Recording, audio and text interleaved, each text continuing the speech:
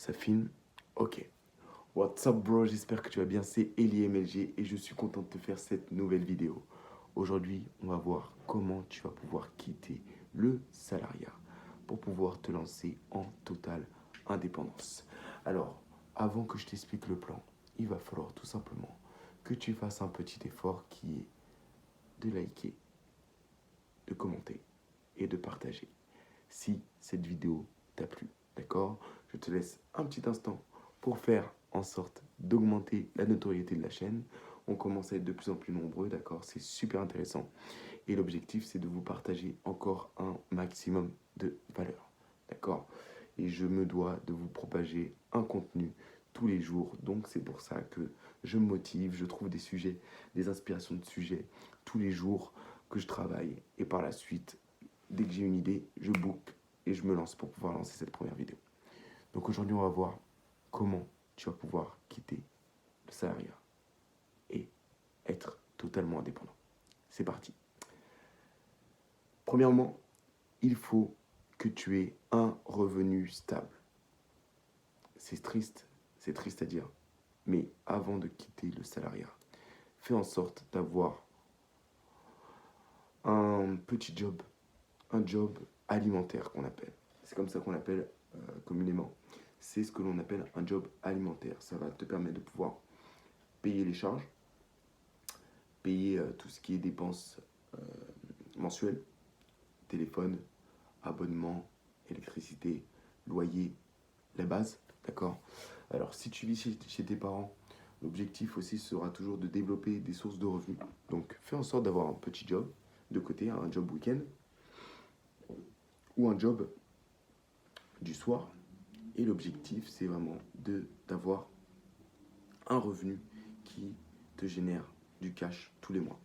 Donc la première solution sera d'effectuer tout simplement l'organisation de ta vie pour pouvoir avoir des revenus.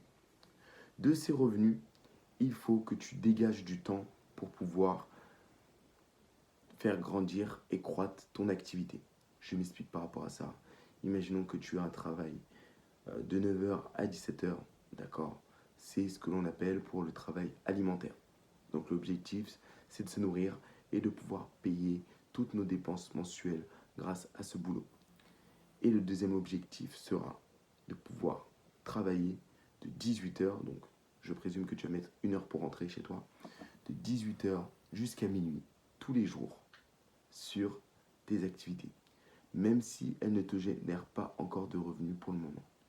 L'objectif pour pouvoir avoir cette indépendance financière, c'est dans un premier temps, toujours continuer à travailler pour ce job alimentaire, faire un maximum de tests et trouver la solution qui te permettra de pouvoir générer des revenus tous les mois, donc de 18h à minuit.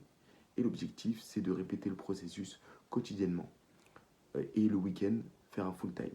Donc ça veut dire que tu vas devoir, si tu faisais un sport collectif de manière amateur, faire moins de sport collectif ou moins de sport individuel amateur, parce que du coup ça va pouvoir te dégager du temps. Si tu avais l'habitude d'aller au bar avec tes potes, tu vas plus au bar du coup avec tes potes et tu fais en sorte de te concentrer sur les différents outils. Si tu avais l'habitude de regarder des séries Netflix ou autres pour décompresser de la journée de ton travail, l'objectif ça va être de te focaliser sur tes business pendant la semaine et de moins regarder de séries. Donc tu vas plus du tout être connecté, mais vraiment plus du tout. Tu vas te mettre en monk mode, donc en mode moine, et tu vas tout simplement te focaliser sur cette recherche d'activité supérieure que tu vas pouvoir proposer pour pouvoir te générer ces fameux revenus. Et au bout de 3 mois, normalement, c'est la moyenne, hein, à partir des 3 mois d'activité où tu vas tester plusieurs catégories et que tu as pu en déceler une, et ben tu trouveras ta deuxième source de revenus qui va apparaître. Et tu vas pouvoir focaliser de l'énergie aussi dessus. Donc tu vas passer de ton salaire à 2 sources de revenus. Et de cette deuxième source, l'objectif c'est qu'elle puisse remplacer la première. D'accord?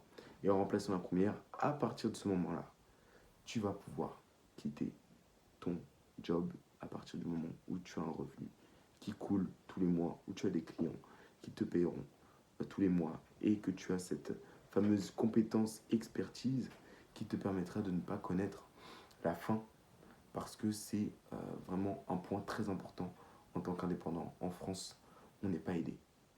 On n'est pas aidé, il faut que tu le saches.